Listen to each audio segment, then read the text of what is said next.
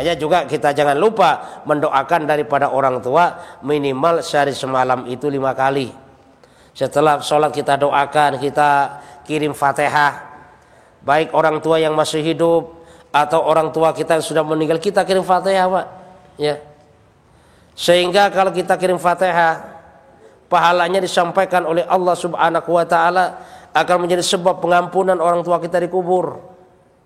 Akan membuat orang tua kita itu merasakan nikmat kubur, dan akan menjadikan orang tua kita itu di dalam kuburnya ini yaitu sebagaimana kehidupan, yaitu kehidupan di surganya Allah Subhanahu wa taala. Kenapa? Karena kubur ini merupakan taman daripada taman surga, dan kubur ini juga bisa menyerupakan jurang daripada jurang api nerakanya Allah Subhanahu wa taala. Maka kita banyak istighfar untuk orang tua kita. Kita bayangkan bahwasanya orang tua kita dulu sering nggak sholat gara-gara kita. Orang tua kalau di kampung kadang-kadang ke kebun sampai nggak sholat gara-gara kita, Pak. Bahkan orang tua dagang sampai nggak ngaji gara-gara kita. Untuk kita, untuk anaknya itu. Lah makanya kita bayangkan pengorbanan orang tua. Sehingga kalau sudah kita bayangkan wajah orang tua, kita bayangkan pengorbanan orang tua, setidaknya hati kita ini akan semakin tumbuh kecintaan kepada orang tua. Maka air mata tanpa terasa akan mengalir. Di saat kita membayangkan orang tua kita, membayangkan wajah orang tua kita, pengorbanan kita tanpa terasa, maka air mata pun akan mengalir. Saat itu kita doa kepada Allah Subhanahu wa taala, ya Allah, ampuni dosa bapak Allah. Ampunilah dosa ibu saya ya Allah.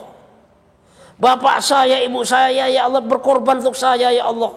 Ibu saya mengandung melahirkan, kita nangis kepada Allah. Doakan kedua orang tua kita, maka orang tua kita pun akan diampuni dosanya oleh Allah Subhanahu wa taala.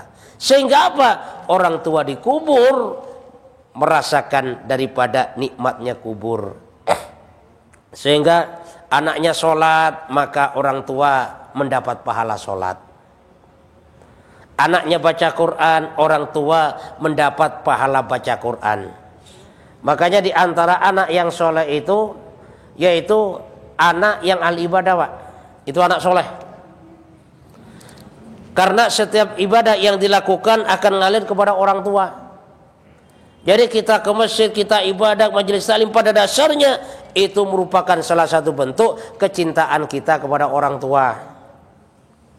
Kalau seorang anak sudah nggak mau ibadah, seorang anak nggak mau sholat, nggak mau ngaji, nggak mau baca Quran, nggak mau ke masjid, pada dasarnya anak yang semacam ini sama dirinya nggak cinta, bahkan sama orang tuanya pun juga nggak cinta.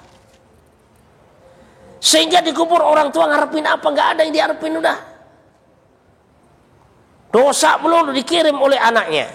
Kenapa? Anaknya tidak mau beribadah kepada Allah.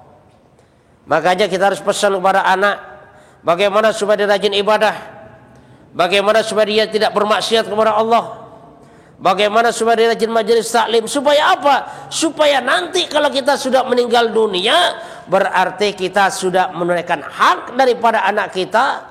Kita tunaikan haknya untuk melakukan ibadah, dan juga sudah kita larang untuk melakukan maksiat kepada Allah Subhanahu wa taala. Sehingga apa?